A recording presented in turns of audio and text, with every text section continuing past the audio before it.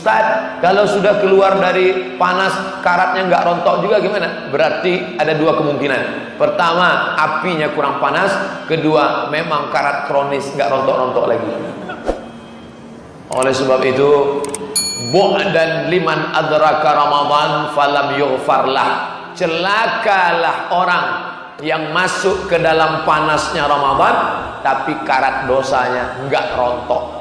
Makanya kata Nabi, kam min shaimin laisa lahu min siyamihi rubba shaimin laisa lahu min siyamihi ilal ju'. Berapa banyak orang yang tidak dapat apa-apa dari puasanya, hanya haus dan lapar saja. Rubba qaimin laisa lahu min qiyamihi ila sahar. Berapa banyak orang yang qiyamul lail di waktu malam enggak dapat apa-apa kecuali hanya bergadang tidak tidur saja. Kenapa? Tidak lepas dosa-dosanya. Maka orang yang mengaku tidak berdosa itu adalah orang-orang yang sebenarnya bergelimang dengan dosa. La taqraba hadhihi syajarah. Jangan engkau dekati pohon ini. Kalau saya mau larang satu orang, la taqrab, jangan dekati. Kalau dua orang, la taqraba, kamu berdua jangan dekati pohon ini. Pohon apa? Pohon khuldi. Kalau kamu dekati, fatakuna minaz zalimin, kamu akan jadi orang zalim. Ternyata Adam khilaf, Hawa pun khilaf. Mereka mendekati, maka setelah itu mereka sadar. Ketika sadar, apa kata dia? Rabbana zalamna. Orang yang sadar itu ngaku. Coba lihat korelasi antara larangan Allah dengan ayat Adam dan Hawa. Fatakuna minaz zalimin, kamu akan jadi orang zalim. Kamu kalau melakukan ini zalim. Maka Adam langsung ngaku, Rabbana zalamna, kami sudah zalim, anfusana, diri kami, wa illam taghfir lana, kalau engkau tidak mengampuni kami, wa tarhamna, kalau engkau tidak merahmati kami, lanakunanna minal khasirin, pastilah kami termasuk orang-orang yang rugi. Maka Ramadan membersihkan anak-anak muda yang berdosa dari segala macam dosa. Yang tua, yang muda, yang kecil, yang besar, yang laki-laki, yang perempuan, yang rakyat jelata, yang penguasa, semuanya sama di hadapan Allah Subhanahu wa taala adalah orang-orang yang melakukan perbuatan dosa. Kullu semua, kullu bani Adam, semua anak cucu Adam khatta'un, semuanya pernah salah. Wa khairul khatta'in at-tawwabun, sebaik-baik yang bersalah adalah melakukan pertobatan, kembali ke jalan yang benar. Maka ketika dia sudah silap khilaf, sudah terlalu jauh dari jalan ini lurus, wa anna hadza sirati mustaqima, jalan ini mustaqim lurus, tapi ketika dia melewatinya lari terlalu jauh, kembali dia ke jalan Allah. Orang yang kembali itu disebut dengan taubat. Orang yang taubat itu disebut dengan taib. Taib, kembali ke jalan yang benar. Maka ada pesantren at-taibin, orang-orang yang kembali ke jalan yang benar, yang sudah digariskan Allah Subhanahu wa ta'ala. Mencetak generasi yang terpilih dengan menyadari bahwa dirinya bergelimang dosa, lalu dibersihkannya dengan puasa Ramadan. Hanya saja orang kalau sudah merasa bersih, ini yang paling bahaya, merasa bersih. Kenapa Ustadz pakai baju terang? Karena kalau saya pakai baju hitam, saya tidak sadar bahwa saya sedang bernoda. Orang yang pakai baju putih, dialah orang yang paling sadar bahwa dia sedang bernoda, bersalah. Orang pakai jaket hitam, kenapa seringkali jaket itu sampai bau busuk nggak diganti-ganti? Karena nggak kelihatan dakinya. Yang jaket hitam jangan tersinggung. Saya bukan sedang mau nyindir. Oke lah kalau hitam tersinggung, jaket biru, yang biru tersinggung juga.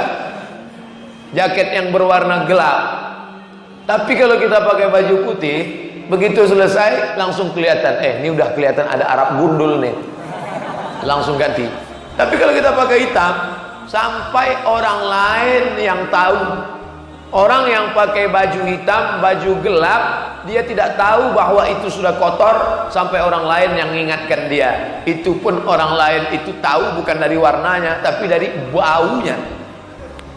Dia nggak sadar itu sudah bau. Kenapa orang selalu tidak sadar bahwa bajunya bau, pakaiannya bau, sendalnya bau, selopnya bau, sepatunya bau? Kenapa? Karena memang kalau sudah terbiasa dengan bau itu, dia pun nggak sadar bahwa itu bau. Makanya kalau agar supaya tidak terasa yang bau itu bau.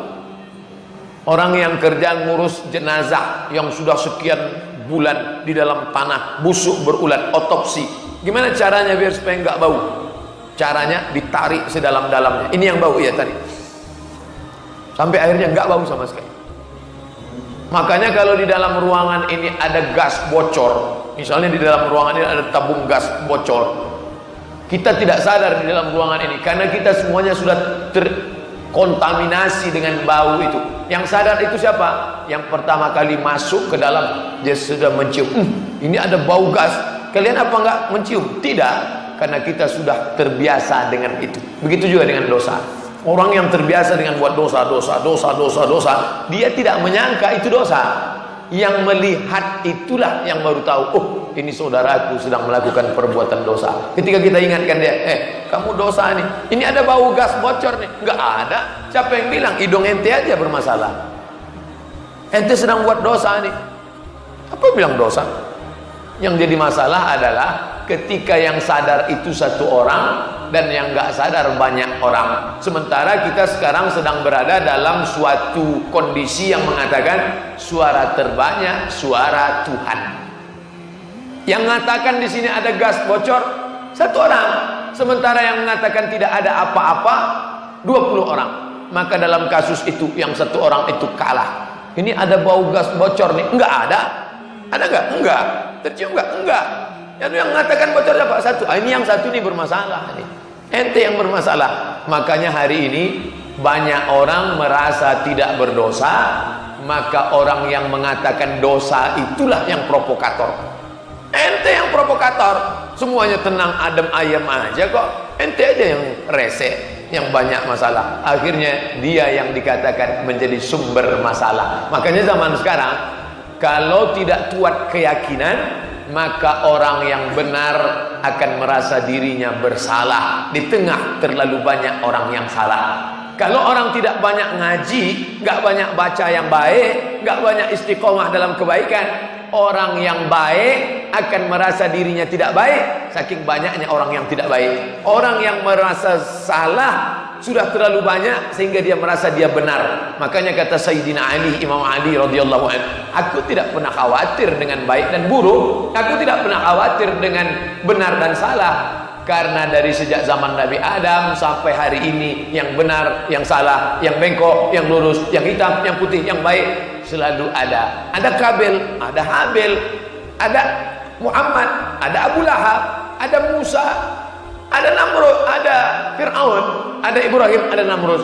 Bahwa perjalanan ada hitam, ada putih itu memang sudah pasangan. Yang aku khawatirkan, kata Sayyidina Ali, yang kukhawatirkan adalah ketika orang yang baik itu diam sehingga orang yang salah itu merasa dia benar. Nah, itu yang terjadi sekarang. Yang penting saya baik, masalah orang lain salah bukan urusan saya. Yang penting saya sholat, yang penting saya puasa sunat. Itu bukan anak saya, itu bukan kawan saya nggak kenal sama dia. Urus diri masing-masing. Saat itulah orang yang salah merasa dirinya benar, karena orang yang benar diam.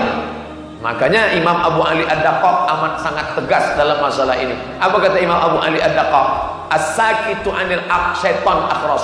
Orang yang diam, maka dia adalah setan bisu. Sudah setan bisu lagi. Setan aja jelek, apalagi setan bisu. Setan tunawicara. Maka orang Islam harus bersuara. Makanya dalam Al-Quran itu dikatakan umat ini dipuji, kuntum khaira ummah, kalian umat terbaik. Kalian umat terbaik karena ke Makkah setahun 2 kali. Bukan. Kalian umat terbaik karena sudah menyantuni anak yatim. Bagus. Tapi ayat itu tidak mengatakan demikian. Kuntum khaira ummah, kalian umat terbaik. Sifatnya ta'muruna bil ma'ruf, ngajak orang buat baik, wa tanhauna 'anil munkar, larang buat dosa, wa tu'minuna billah, beriman kepada Allah. Tidak ada gunanya puasa banyak, tidak ada gunanya salat rajin, tidak ada gunanya rajin ikut organisasi ormas Islam kalau tidak melakukan 3. Ta'muruna bil ma'ruf wa tanhauna 'anil munkar wa tu'minuna billah. Adapun orang yang selamat dengan dirinya sendiri, maka Islam tidak mengajarkan itu. Kita diajak untuk mengajak orang lain. Ayyahdiyallahu bika rajulan wahidan. Satu orang dapat hidayah karena lidahmu, karena mulutmu, karena acaramu, karena organisasimu. khairum min umurin na'am, lebih baik daripada engkau memiliki seekor unta yang merah, kendaraan termahal terhebat pada zaman Nabi Muhammad sallallahu alaihi wasallam.